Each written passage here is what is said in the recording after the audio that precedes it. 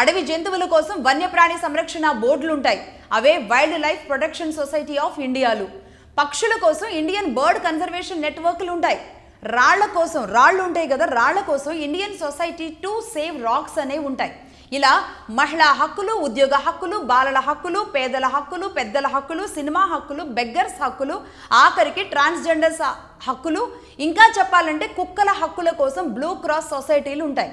కుక్కలకు కుటుంబ నియంత్రణ ఆపరేషన్ల మీద సుప్రీంకోర్టుల దాకా వెళ్లి యుద్ధాలు చేస్తూ ఉంటారు మన సో కాల్డ్ మానవతావాదులు.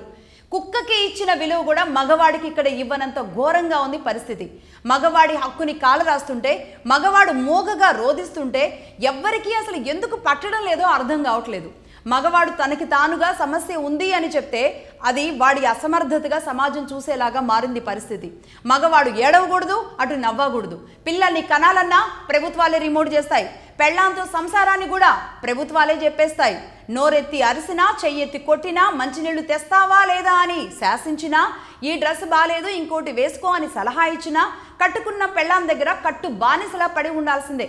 నోరెత్తితే చెడ్డవాడు, తలదించితే అట్లీస్ట్ బయట అయినా సొసైటీలో అయినా గౌరవం దక్కుతుందేమో అన్న భావన.